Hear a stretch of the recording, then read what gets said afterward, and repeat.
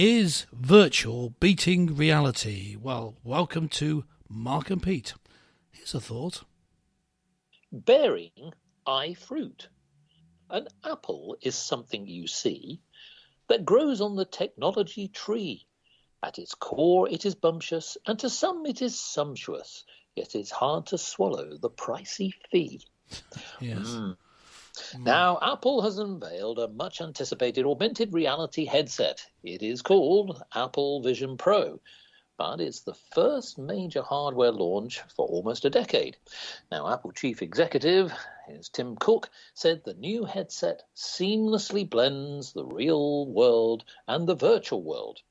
But there's something else, isn't there, Mr. Cook? This comes with a hefty fee. Yes, the actual headset cost of $3,499. Wow.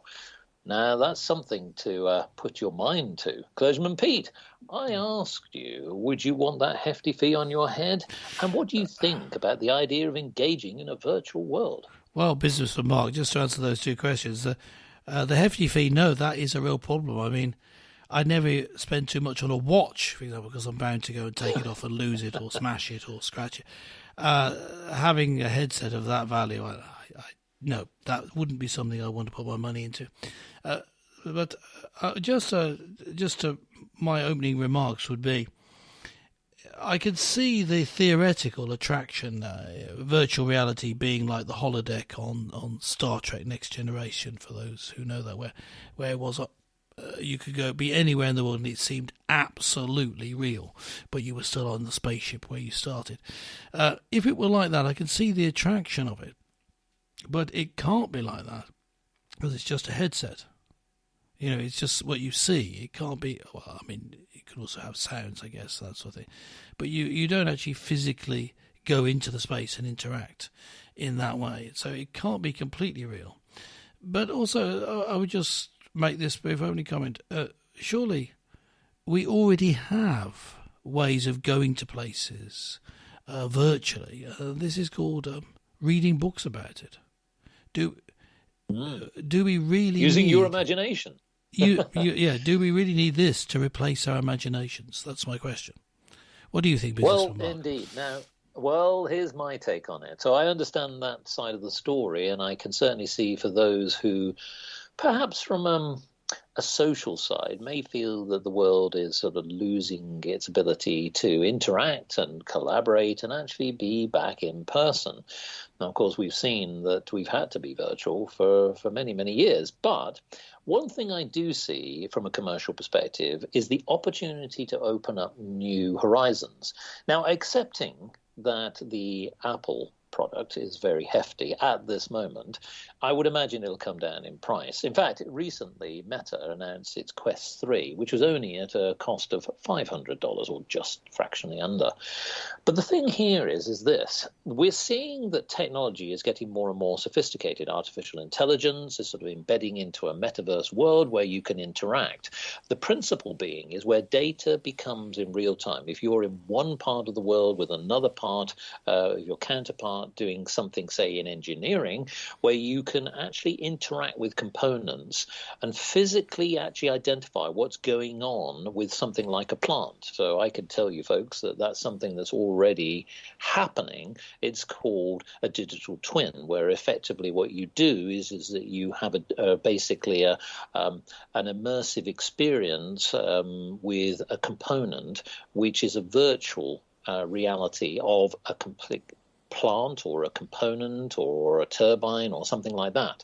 The good thing behind it, it doesn't mean to say that you have to be physically at the plant, and you can actually interact with it. You can interact with the data that's coming through sensors into this digital twin. The immersive experience goes much further than that. So a lot of people have seen games, etc. And of course, we know that's a big business for many, many people. And I can see where Tim Cook's wanting to take this, not just for the fact that you can get to a virtual reality environment, but I can see that it will act and open up commercial opportunities more and more in the future. At the moment, the technology is relatively limited. It's still in its infancy. But look, we're looking for new ways of driving technology, and I'm all for it. I do understand that there is the counter to it, that some people will say, are we losing our ability to actually have a social world? But maybe that's just the way we have to accept it now. Let's not be Luddites. Let's move forward.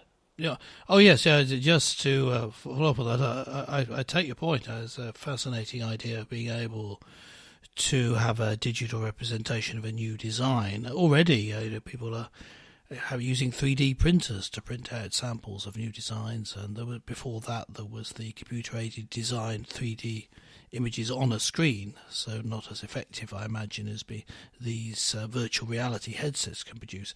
So I can see that there are some technical uses for it, which will be very useful and save a lot of money, as well as maybe producing better designs. So that's good. Yes. But in terms of the mass use of it, I'm not sure that it would be that there'll be the take up. Maybe there will if the price comes down enough. But just take a look at other technologies that have been thought to be very immersive, like 3D in movies, which has just gone away. Well, it's still offered on some movies, but 3D was thought to be more immersive. And then there was the breakthrough in technology when the Hobbit movies, a few years old, but when they were produced, when they were shown in IMAX in 3D, it's as though they'd taken away the wall of one end of the cinema, I'm told, and you walked into New Zealand. That's what it was like. But people didn't like it. You needed some artifice. Yeah. It's movie making is an art. It doesn't have to be entirely real. It is the art or the director or the cinematographer's vision of reality that's communicated to you. And so that has not been successful, not nearly as successful as people thought. And I think that may be the route that these VR headsets goes, at least over the next few years. But I noticed that people are jumping on it. There is a virtual reality church which has a virtual reality version of the Bible, so you can go into the places in the Bible and see them as if you were there. I understand that idea, but I think that people will find that reading about it is perhaps even better. A well-written description can take you into a place. So that's why I'm dubious about how immersive they are, and also I don't think it will take off in the same way that people think. I think it will have, just in closing my point here, that it will have the effect. This is my prediction. You can take this to the bank. It will have the effect of what in movie terms is known as uncanny valley, when you have an animated version of reality, and it gets so close to reality, but not reality, it makes you feel sick when you watch it. There was the movie version of Cats with realistic fur on humans pretending to be cats, which they all look quite disgusting. They were very happy, delighted with their technical prowess, but people hated it. I suspect there may be something of that at play, but let's put it this way. When looking at these virtual headsets, reality could prove me wrong. Well, I won't dwell too much on that film, but I will an issue there. But here's the other thing, and this is my take, and now I'm going to make a reference to Hartley Charlton. Yes, senior editor of Mac Rumors, as we all know. He said that he was originally unsure how much the headset would appeal to the general public. But here's the counterpoint. As any technology develops, he says, it won't appeal to the mainstream consumers at first, on account of its extremely high price point, which, of course, as we've said, is something that is a concern. And here's the other thing, and the shortcomings of first-generation device with, of course, a separate wired battery, the battery only having, I think, about 2 hours. But here's the counter, and I do agree with this. It says Apple has a track record of overcoming skepticism. Yes, it has, about their new devices, and historically encouraging people to part with their cash to add new gadgets to their repertoire. But here's the thing, going back to the virtual world. I do understand that the headset might be somewhat cumbersome. I've tried them myself. The little bit disorientating. To your point, you might feel a little bit but I think it will get better. And I think what will actually happen is that those devices will become far more slick. You don't have to be, say, for example, somebody who is a non-spectacle wearer. For somebody who does rely on spectacles, it is a bit cumbersome. But the point here is that what I do see is that the driving force behind this isn't so much about the price tag now.